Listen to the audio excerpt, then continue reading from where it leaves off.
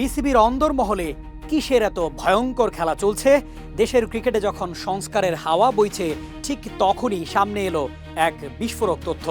BCB ভাঙার প্রক্রিয়া ঠেকাতে নাকি এখন সরাসরি বিদেশি হস্তক্ষেপের চেষ্টা চালানো হচ্ছে। সাবেক যুব ও ক্রীড়া উপদেষ্টা আসিফ মাহমুদ সজীব ভুঁইয়া আজ সামাজিক যোগাযোগ মাধ্যমে এমন এক দাবি তুলেছেন যা পুরো দেশের ক্রিকেট পাড়ায় তোলপাড় সৃষ্টি করেছে। প্রশ্ন ওঠাই স্বাভাবিক, পর্দার আড়ালে আসলে কারা এসব কলকাঠি নাড়ছে?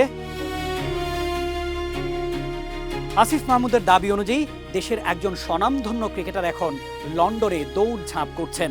তিনি নাকি সাবেক বিসিবি সভাপতি নাজমুল হাসান পাপনের মাধ্যমে আইসিসি প্রধান জয় শাহের সঙ্গে দেখা করার সুযোগ খুঁজছেন।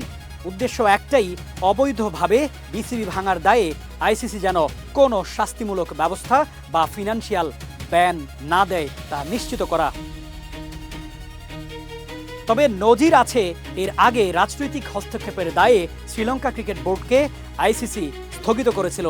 সেই একই শঙ্কা এখন বাংলাদেশের উপরও কাজ করছে কিনা তা নিয়ে উঠেছে বড় প্রশ্ন। আসিফ মাহমুদ এখানেই থামেননি, বর্তমান ক্রীড়া প্রতিমন্ত্রীর বিরুদ্ধেও গুরুতর অভিযোগ এনেছেন। তার মতে বোর্ড পরিচালকদের লোভ দেখিয়ে কিংবা পদত্যাগে বাধ্য করে ক্ষমতা কুক্ষিগত করার চেষ্টা চলছে। এমনকি বাংলাদেশের অভ্যন্তরীণ বিষয়ে পার্শ্ববর্তী দেশের সংশ্লিষ্টতা এবং পুরনো রাজনৈতিক শক্তিকে ফিরিয়ে আনার প্রক্রিয়া শুরু হয়েছে বলে আশঙ্কা প্রকাশ করেছেন। তিনি সরাসরি প্রশ্ন তুলেছেন, বর্তমান সরকার কি এসব ঘটনার ব্যাপারে পুরোপুরি অবগত নাকি সব পরিকল্পনা অনুযায়ী এগোচ্ছে? ক্রিকেটের এই ডামাডোলে মাঠের লড়াইয়ের চেয়ে এখন প্রশাসনিক রাজনীতি যেন মুখ্য হয়ে দাঁড়িয়েছে। বিসিবির উপর মন্ত্রণালয়ের তদন্তকে এখতিয়ার বহির্ভূত আখ্যা দিয়ে আসিফ মাহমুদ এনএসসির তদন্ত কমিটির ডাকও প্রত্যাখ্যান করেছেন।